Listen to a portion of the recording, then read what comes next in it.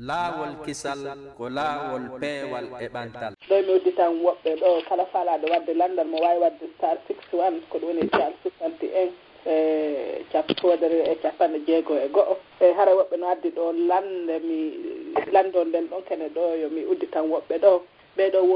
wona suratu bagara ko inuɗon kon woti no duwa janngude ñandi ka suudu wo so tawi no woti wawata janngude suratu wongol so tawi mo wawi huɓɓinde o jento so tawi ɗum ɗon kadi nafa ka ko be antun janngana hoore ma. Bismillahi rahmani rahim. Wallahu ta'ala ala wa alam. Ko ɓuri e moƴƴude kon ko ɓuri e labeede kon ko yonti janngan hoore muɗum suratul bagara o nder suudu ko ɗum non woni e moƴƴude. Si tawi noon Allah hoddiri tawi hara o wawata janngugol ngol hara inchallahu yo huɓɓin ka suudu o acca ɗum inchallahu 24 sur 24 hara ellala e muɗum. Wallahu alam. Wa aleykum assalam wa rahmatullahi wa barakatuh. Wona ala toon ɓemi yon foppuno e jam. Alhamdulillah, yedde Allah. Awa ko landami mari ɗo ɗe ko maako ɗo janngu suratul yaselami kupa ɗo yakare noddilami kupi ɗo ɗe ko maako ɗon ɗon ti koye janngu suratul baqara on ɗe ara ɗum taw ɓe on jaabike ɗo gongal ko koɓe landita woni on tigi jang hum jakingo fof haray kon ɗo gerdata de ɗiɗaɓum ɗum kadi on inni son tigi wawata ngol no wawi janngude ayeje tati hara na sakkitor ɗe gamanaba suura on ko ɗum noon minne mi lando on ko honɗe muɗum ɗe e nder suratul baqara on tigi attotto janngude mi nani ɗum maka ayeje tati ko suratul baqara son tigi woni wawata janngugol ngol fof ko fuɗɗode maggol on ko alif lam mim haka ulaika humul muflihuna on ti janngata maɗo joni on ti janngoya ayatal kursi on watta ayeje ɗiɗi e hoore muɗum e amana rasul on ayeje ɗiɗi allo ok Allah mimi soodi wawata suratul baqara on fuu yafoɗo hay mi wi ko leeñi nanal ɗo ko jaabi awa mimi si on ti wawata suratul baqara on fuu ko fuɗɗode maggol on ko alif lam mim haka ulaika humul muflihun e ayatal kursi on si on di wa huwa al aliyul azim on ti ɓeyda ɗo la ikraha fi ddini on noon so gasi watta allahu waliyul ladina amanu haray woni ayaje tati ɗon haray ko ɗeɗo on ti wakkiloto si tawi wawata fuu ɗen ɗon noon no jokkodiri on ko wi ɗon la ikraha fi ddini ɓay on ɗum sikki hiɗe jokkodiri si ayatal kursi on lanni ko kanji hikkiɗon ok ɗen ɗon ok ko suratu baqara ko ayeje ɗiɗi hikkodirɗe ɗen e ayatal kursi o si ayatal kursi o lanni tun ko kanji hikkiɗon inchallah ok ɗen ɗon tati on tiyara ƴetto waɗa heɓaɗa ɗen ɗon hossuni wawata fof tawi noon tino wawi yoga e seeɗa e baqara on tino wawi janngude yeru konko wawi ɗon ka aray ko baqara on fof woni ko landa on tigi ƴetta hay seyna jooɗande wotere on tigi jannga yeru kala ko wawi heɓde fi muɗum awa so woni ɓe ɗuuɗa ko liƴi ɓeyda ɗon gotal sajjan yaani yimɓe ɓen no gaade seeɗa mi landa ɗo wawi wattude noon gotal tinnara nin naati padde awa ko fi on no ba ko golle ni son tigi no yaada ko golle ni kene andi ko on tigi golla tara ndiyan no tomɓe adi ko yaare ɓayno haray na jeeygo konti golla ɗe jeeyi on tigi no wawi ƴettugol ɗan ndiyan yara kanti ko ma landoɓe si yara ndiyan watteɗan ɗon kaɗuma hoyi fi yareteɗan ni haraɗa gollude toon ko biddoji haraɗa gollude toon kono kene haraɗa faala yara kene kono haraɗa jiiɓi tawi hara landaki na jeeyi tawi hara tawi no moƴƴi no woodi ɗuma hoy koye ɓe joƴƴinte ni haraɗa waɗi taasi hoy ɗon waɗi goble hoy ɗon koye ɗon haray ko waɗira ko fii ko yare ko koye ɗolle si tawi noon hara ko bidon jiɗi hara ko bouteille hoy koye ɗum ɗon si on ti ƴettay haray o landoto amma no tawi ko waɗa fii public kon haray no certi ɗum ɗon wonti so yari ha ella e muɗum ko ɗum ko waɗa public on haray siparu buleeru ñanndu waɗi ɗon taasi hoye poore ko ɗum ɗon haray ko fii yimɓe ɓen waɗa wallahu alam on jarama yo Allah waɗ joddi aljanna assalamu aleykum assalamu aleykum waaleykum salam wa rahmatullah nam usaji ɗo mi woɓɓe ɗo kadari woɓɓe no neli ɗo wonde woko fii ko koyɗi wo kamɓe hiɓe heewi hoyɗugol wo si ɓe hoyɗi noon ko ɓuri kon ɓe yiyay no waɗira noon hay so tawi hina fewno ɗon kono aroyay haa ɓe yiya hara waɗiray no ɓe hoyɗiri noon e joni noon kono ɓe wolanta gooto ɓe fanka ɗon kono joni noon fuɗɗi ɓe perturbude seeɗa par ce que chaque fois si ɓe hoyɗi goɗɗum ɓe yiyay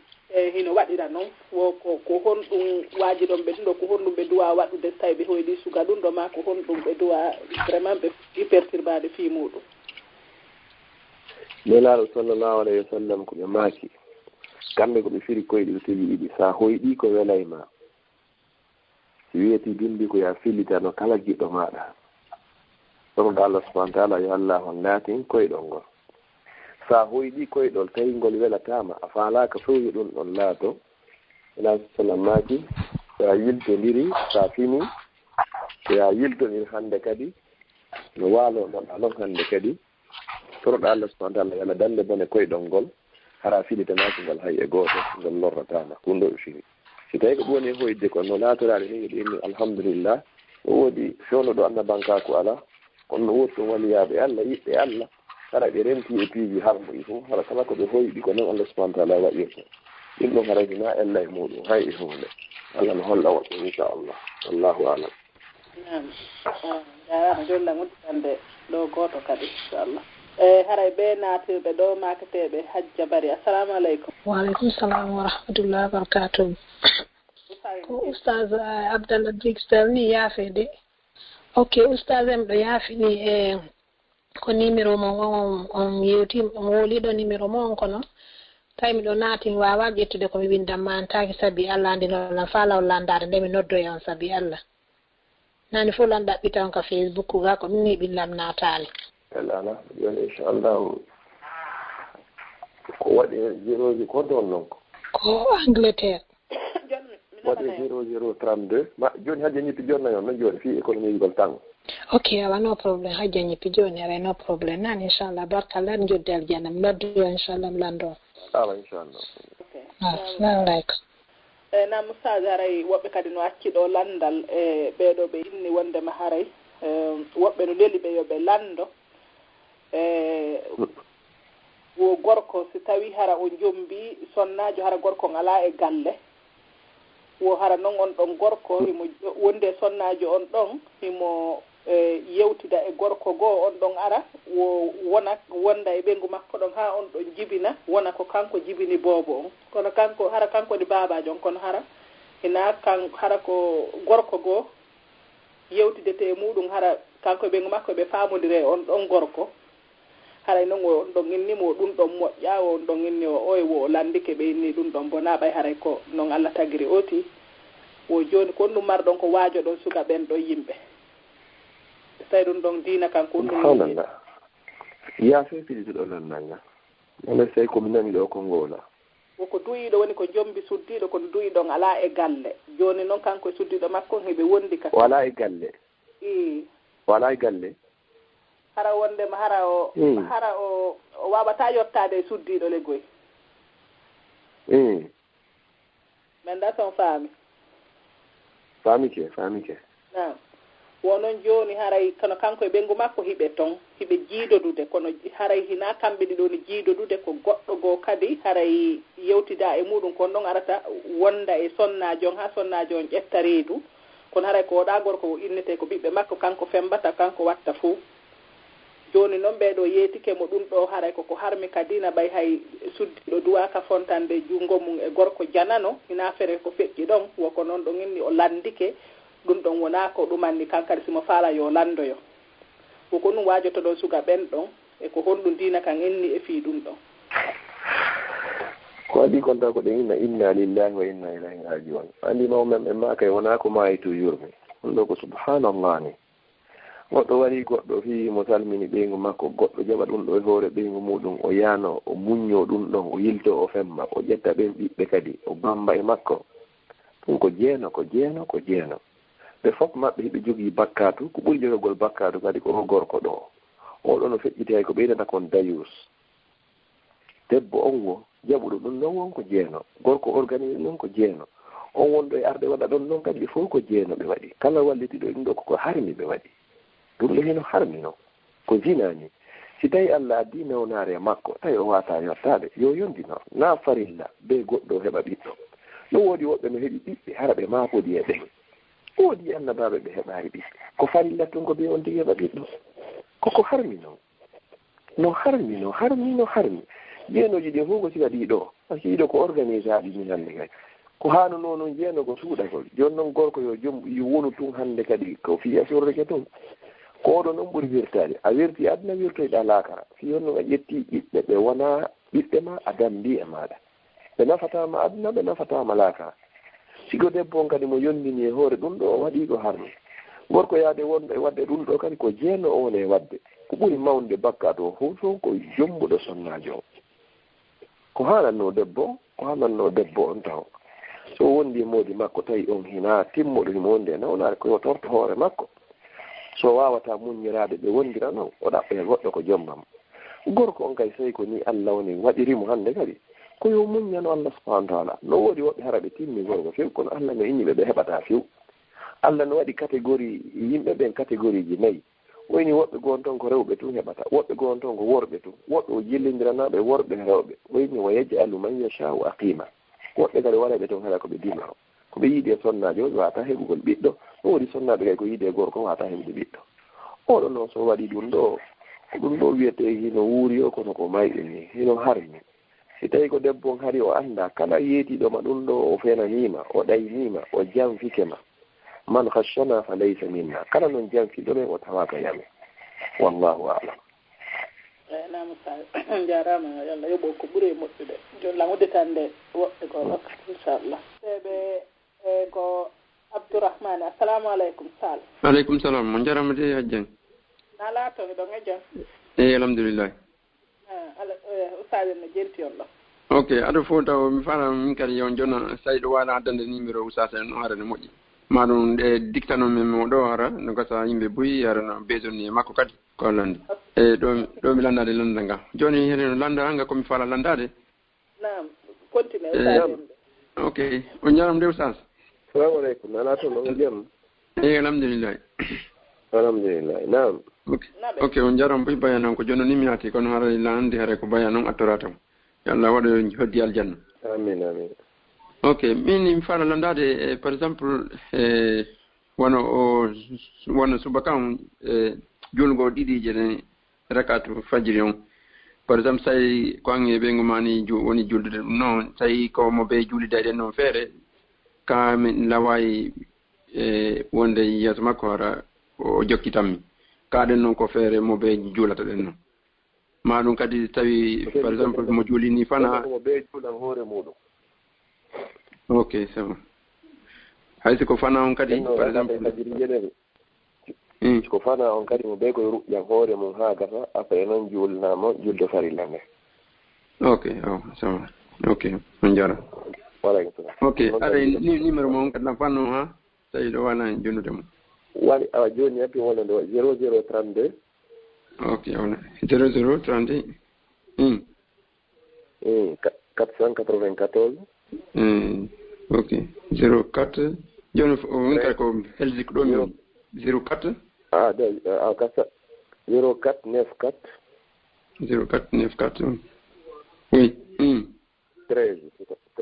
64 13 64 64 57 ok ok ara on jarama yalla ko baraji ara mi noddo yon sala jabi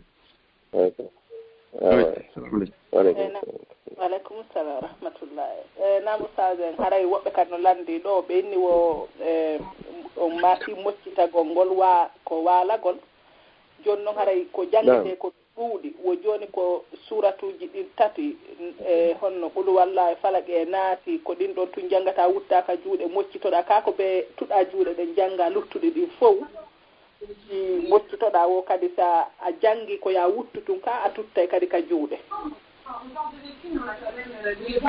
haray honno wuttete ɗin ko falaqi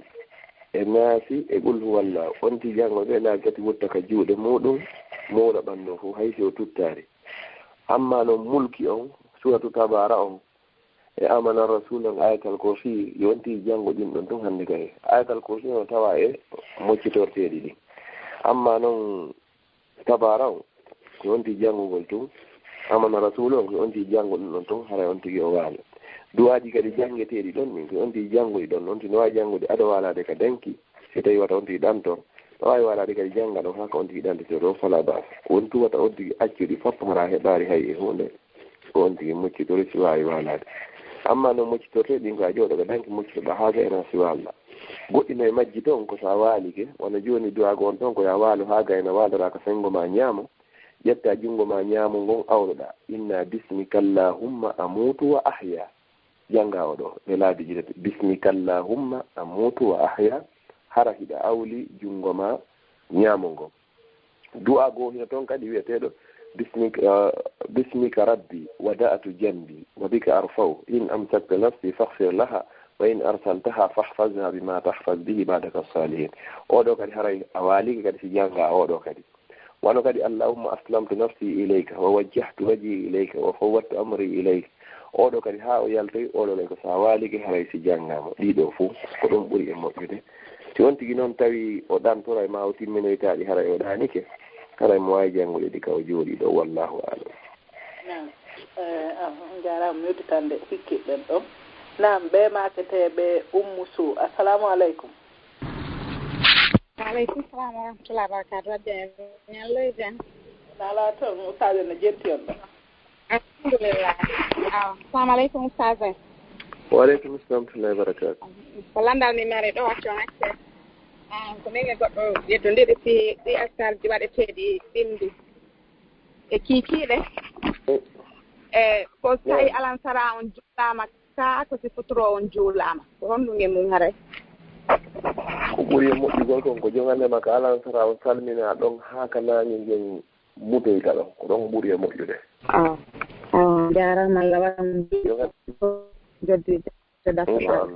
waɗum haa yalla ɗon ti waɗum ado jemma on naatude mana joni sa salmini alansara o jogandema ɗon haa ka fotoro on adu fotoro juulede e waɗuɗi si tawi ɗon hara on ti yejjituma ɗaani si fotoro on salminama hiɗa wawi ɗi wadde kono so tawi hina ɗum ɗon foppu waɗuɗi haray adu a joolude fotoro o wallahu alam jarama assalamu aleykum hajja aleykum salam nam ɓe maketeɓe Abdoulaye Diallo assalamu aleykum. Waaleykum salam wa rahmatullah. Waaleykum salam wa rahmatullah ustade no jetti on. Waaleykum salam wa rahmatullahi wa barakatuh. So on jarama de ana toon ja alhamdulillah yeddella ala ɓe mettade bayanade moƴƴi e labaade moƴƴi hay Allah yoɓumo jawdi rewo ɗum moƴƴude amin amin fo meɗen ya rabbi minen haɗa landal ko fayde mum ko fi saffe wittiri on so mo acci ɗum noon wiymo juuɗe saffe on ko acci ɗum wittiri on kono ɗum woni momo minanaari moƴƴa comme juuli saffe on acca ɗon wittiri on haa tele mo subaka juula kadi wittiri on ɗon ɓe acca ɗon wittiri on fof waysi juulade hala ko ɗum kadi woni probléme ɗon kadi so kinanji o tattan juulugol e kinanji wata juulde fof kadi no wotere ko wayi ko wata juulde non comme juulgol saffe wittiri on fonde wotere ɓe acca ɗon juula saffe wittiri on ɓen juula saffe on si jemmini ɓen télé o subaka juula ka wittiri on manda kadi ɗum kono si tawi on tigi hen felliti waway immade ade subaka o on tigi accu saffe wittiri on haa ɗon si tawi ɗon on tigi juuli geeƴe ɗen haa gayni wawi wadde ɗon darɗe ɗiɗi sunnaje ɗen watte ɗen ɓaawo geeƴe acca saffe wittiri on haa tuma ko immoyɗa ka subaka si tawi kan noon a juuli saffe e noon ɓaawo a juulude geeƴe ɗe sa immoyke jemma aɗa wawi wadde wittiride nden tun kono ko ɓuri e laɓede kon sa immoyke ɗon joni waɗu darɗe ɗiɗi haa gayna après noon sakkitora wittiride nden ko noon ɓuri e laɓede ko ɗum ɓuri e moƴƴude haray a tawama kadi e nafulo ɗen jemma goɗɗo so heɓi darɗe ɗiɗi ko ɓuri e famde ka suudu makko ɓaawo juulde geeƴe ɗe haray kontama e nafulo ɗen inchallah joni noon ko ɓuri moƴƴude naafilo fof kaka suudu ko ɓuri moƴƴude kadi naafiloji ɗin fof kaka tataɓal sakkitoral jemma ɗum noon haray ko adu subaka on si on tigi jinnigi kadi ndaari tawi raɓɓi ɗi moƴƴa noon harane ɗa gayna saffe witiri on fof haray subaka on ɓe feññini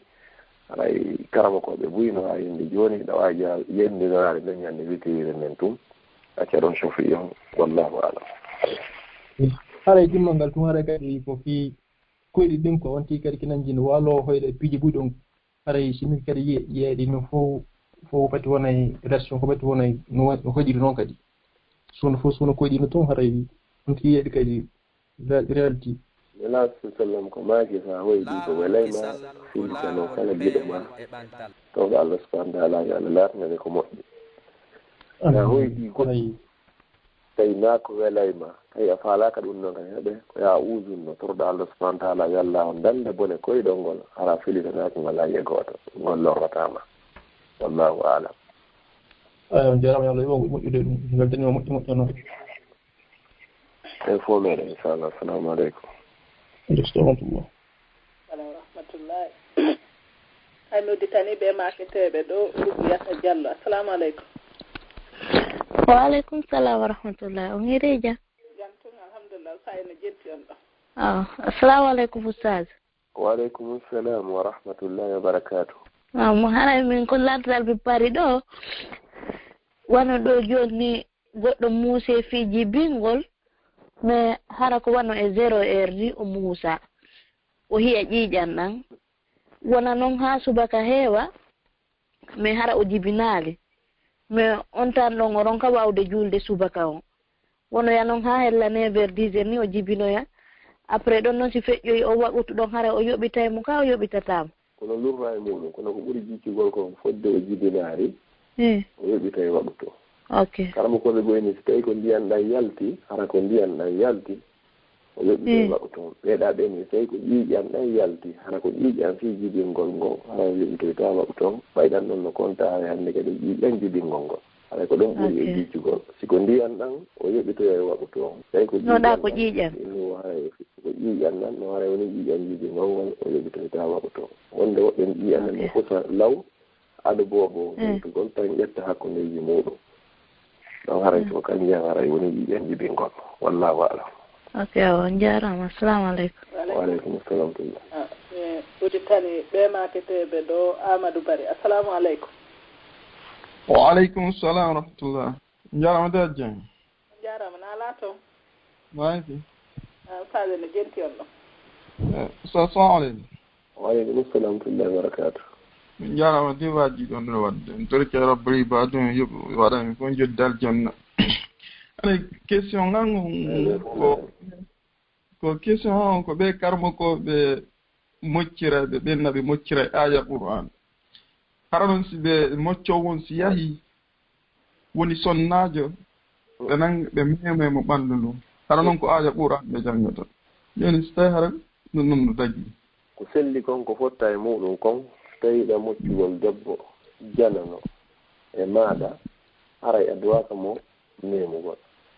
aɗa fuɗɗade mo moccude mo hani ƴettugol coñci timmuɗi ɗis hara ko yaajuɗi o buumo kadi o suddo ha moƴƴa kadi a riitigol ka moccimo a distance haray ko ɗum noon woni ko jitti kon amma no memugol mo ɗon fi moccugol ngol haray karamo koɓe jaɓa ɗum ɗon ɗi wona seeɗaɓe immeɓe tawi hara joni o yertigi ha hara ko fi ƴettugol joni coñci ɗin fuɗɗi ko yani ko ƴetta coñci ɗi watta e makko eyi ko ɗum noon eni yellamo haray ko fi ñawdugol hono goɗɗo yeehi ka labtani ni joni haray docteur jom mema emo fi visitugol mo so tawi hara ko sabu ngal dambugal noon haray hiɓe jeeɓi kono noon so tawi himo moccede himo hani yaadugol e moodi makko ma bandirawo makko ma kotirawo makko ma baba en makko ko wawamo jogade hara ko wodani karama ko jon kañum ko moccugol ngol on noon ɓuuri e laɓede on noon ɓuuri e moƴƴude kon ɗon woni ka sunna wallahu alam baka bo jarama ɗum waɗi jiddal jana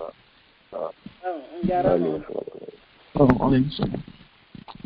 namo sage haade woɓɓe kadi no landiti ɗo landal wo hiɗon waɗuno du'a ka Facebook e innuɗon kala kon ɗon du'a ɓe dafi inde Allah 99 ko oɗo du'a ɗo mo tororimo Allah ko hasi kon Allah jaɓay o tawi hara on ɗon du'a ɗa wawi mo wadde ka sujudu ka ko ya toror ko ya janngo oɗo toroɗa Allah ka oɗo ko tuwo ko tororɗo Allah ɗa wawi mo wadde kadi ka sujudu du'a on ko allahumma inni as'aluka bi anni ashhadu an la ilaha illa anta al ahadu as-samadu alladhi lam yalid wa lam yulad wa lam yakul lahu kufuwan ahad wonti yola noon ko faala kon ida wawi wadde mo ka sujudu ida wawi wadde mo sa gayni tayyan fuu ida wawi wadde mo kadi ka safi e witre ida wawi wadde mo kadi aray si a salmini few ɓamta juuɗe maɗa en tooɗa kala ka torteɗo hiɗa wawi mo haray waɗugo inchallah aray tana ɗo hicciɗen ɗo aray ɓe numéro mum sakkitori ko 3292 assalamu aleykum aleykum salam rahmatullah assalamu aleykum aleykum salam wa rahmatullah sayno jenti on ɗo so mi faala landagol accakkede ko fii o waɗugol alkarji ɗin bindi faygo ɓaharano juuti ara ɗo nangi goɗɗum ko leerombo landata ɗi bindi on ko leerombo kiikiiɗi on fuɗɗoto cekke wallahu alam alkarji ɗin ko ɓuri e moƴƴugol kon nde wawi naɓe ɗiɗi haa ka puɗal naange si tawi on ti jogaaki nganto si tawi noon ko immiiɗo tawi naange nge fuɗi hannde kadi no ɓeeñe subaka haray hannde kadi yo waɗɗi ɗo nde waawi waɗeede jooni haa avant fana on e konnguɗi karamakooɓe goo kono ko ɓuri e moƴƴugol kon ko tawi ko du'aaji ko wiyaa ko wirduuji watteeɗi bindi haa ka bindi on lannoy toon haa tellen wallu haa on fappo haray ɗi waawa waɗaade si tawi ko kiikiiɗe on nanen hare jaabike ngal ko ɓuri e moƴƴude ko wonti waɗɗi jogande makka alan sara o salmina ɗon haa e mutal naange ngal si honde no e ndeer majji du'a gooto toon ko wonti allahumma inni as'aluka hayra hadihi leyla wa hayra ma ba'daha allah miɗo torima ɓuri toraade ma moƴƴere kala ko woni e ndeer o jemma ɗo e kala kadi mo ɗoholima kala bode ko woni hen ko joni ɗon ko foti ko a janngomo aɗo jemma on naatude ala ko noon ɓuri e laɓeede wallahu alam hara noon so heɓaɗi fe ayɗi ganto ona bimbini ma ɗum telen piikiɗo nder futro wawade sa wawi ɗi waɗi ɓe ɓawa futro waray hay joni ndu moƴƴi ka haray tawi hara ko ganto maɗɗa sa heɓi ganto a wawawi wadde ɗi ko alan sara salmina o ha futoro salmina yama hara yon tigui waɗuɗi ara on tigui accaari ɗi kono taw on tigui waɗu ɗum ɗon adamu hara ñande ɓe ñande ko toon ɓe waɗoyte yo a woɗɗu ha ko wonde barka assalamu aleykum waaleykum salam tullahi barakatu nam haray tagataɓe kadi technique haray signali gal saje ronki haray fof noon nde nande hito maɓɓe gon ɓe nande ronkuɓe fota ko wona seeɗa joni saje ɓe dasa jetta ɗo goto ma ɗiɗo haray min acci tan photo e ɗo nani inchallah sa e ɗo nande men e nande moƴƴa noon ka en on hatta e ɗo joni awa no ƴette ɗon goto ma ɗiɗo nam assalamu aleykum ɓe numéro mum sakkitori ko 71 59 assalamu aleykum ko 7159 assalamu aleykum waaleykum salam wa rahmatullahi wa barakatuh yafane lamɗo waɗi ɗuma ok ustade no jetti en ustade en assalamu aleykum waaleykum assalam wa rahmatullahi wa barakatuh waaleykum salam ari landal komi faala ɗo konko fii o yewiti kon e juurgol e ɗi tapiji wono hara ko suudu kaaba no desini hoore mum ma ɗum hara ɓe waɗi tapiji hara ɓe sacci hara ko suudu kaaba o woni mum woɓɓe si tawi hara no jogui suga ɗin tapiji ɓe inna juuletake hoore mum woɓɓe no yeddodira e fi mum hara ko on ɗum wajoto allah fi ɗum ɗo no woodi woɓɓe gon toon kala ɗo kala ko desina kala ko wondi e cuɗaari hara cuɗaari ndin ndi wawa yildugol hakkille maɗen e muɗum yaha e muɗum itta hakkille maɗen e julli men hara hino aña so ƴetti defte wiyetende akhdari hay tawi ko mbuuɗi ɓeni waɗɗaka nder jiifaji ma hara ɗin noon ɗi sowiyetinte e julde men hara hino aña juldugol en moɗon joni noon si tawi tapi on wonti darike juulugol ɗon joni hakkille makko de yaha e ndaargol photo suudu kaaba no ma no deesinira noon no ñiññira noon haray añanama mo juulugol e makko ko ɓuri e moƴƴugol ko juulugol e tapi tawata hay e desen hay e hunde ala e makko ko ɗum ɗon ɓuri e moƴƴude ko ɗum ɓuri e laɓeede hara hay hunde soñitinta hara ko couleur goto pet unique ko ɗum ɓura laɓeede joni noon piiji ɗin cuɗinama ha a darto kontugol ɗo ɗo ko karore wotere ɗum ko karoje ɗiɗi ɗum ɗo ɗum ɗo fof haray no aña e nder julde nden hino ɗoytana on ti ko wiyete ko khushu yankinare nden e nder julde de angal wawgol concentrade nde ifa wona ɗum ɗo mo wiye woɓɓe kadi ɓe ɓorni coñci ni hana coñci ɗi ɓe ɓorni ɓe ndesendiri e muɗum ma inde juerɓe no ɓorni windi e muɗum so dari ko yeeso ma ko ɗin ɗo nanngata e janngugol noon hara tigi tigi on acca ɗon hakkille ma ɗum wiwa julde nde ma hara so sedji goo hino toon hara no windi e meƴƴi marque ji hino toon nayi to ma ɗum kadi da sifa ɗin piiji ɗum ɗon fof haysi bonnaare julde nden fewu kono haray hino aña juulidugol e muɗum wallahu alam. donc haray ko ɓuri ko fiita bonnu hakkilonki wona e telema teddingol suudu kabandu neyare na telema sengo ɗon na ɗum ɗon dey yiro min komi faami kon koko aña ɗum tawata kon fi joni hakkille maɗa yaha e muɗum na innugol ko hoynugol suudu kabandu ɗum ɗon woni ko jaa aw ko ɗum ɗon mi faalno surtout andugol ko ngol sengo ɗon inchallah albarka buya Allah ɗum waɗango jurdi aljanna amina yero naam joni ara ɗe jettite goto ɗo hattende ustage ara ɓe matoteɓe ɗo adu bari assalamu aleykum ustadije gono ari ɗo eteɗo mouhammadou mahmoud diallo ma honno wola ɗo kamɓe o joni sonnajo e gorko mum o seedi wo ko gorko on yaldata accana debbo on sonnajo on galle mum nden min yahay noon min nana ɗum no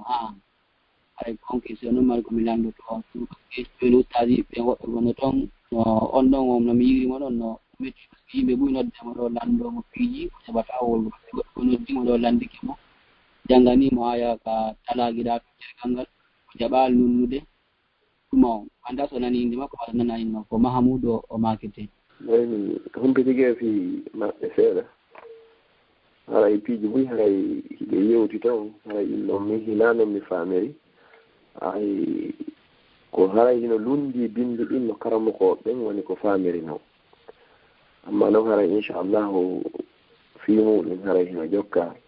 kono haray amma innugol joni o yalta e ɗon joni no haray wawata sellugol haray nden min jamma on waɗi rukki ɗum ɗo moƴƴa ɗum ɗon sellirano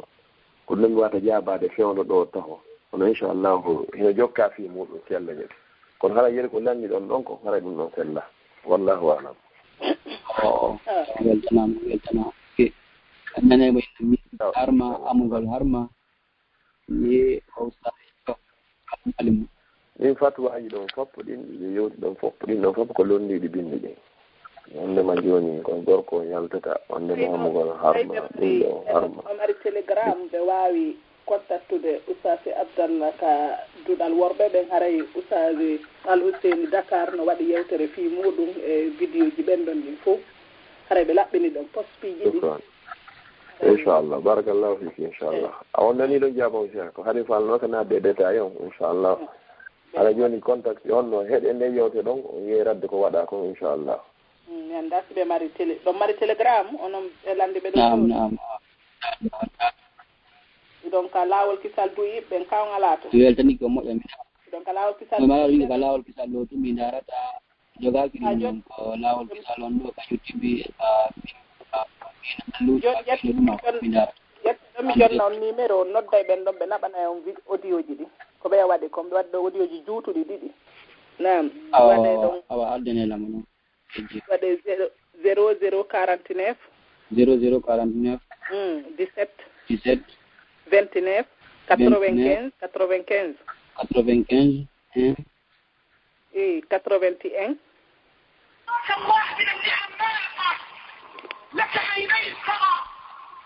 نعم 07 ay ko numéro Isa Abdallah on noon ɗo wawi noddude naw Allah ɓe Isa Abdallah ɓe yakadi en ɗo ɓe naɓana en ujiyeji ɗin nam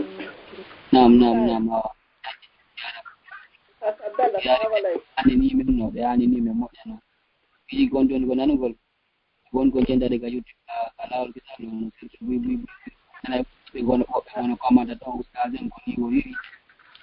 ni woni ɗen tan ustad en ɗo mari gonga ɗo mari tu a raison ustad haade mbeɗo ronki padde gere ŋaccite mbeɗo taw joni on ñodda ɓen ɗon ɓe naɓanan audio ji ɗin ɗon hara ɓe sifi ɗon moƴƴa fen siti andi nam ustad assalamu aleykum aleykum salam tullahi yaafede ustad nani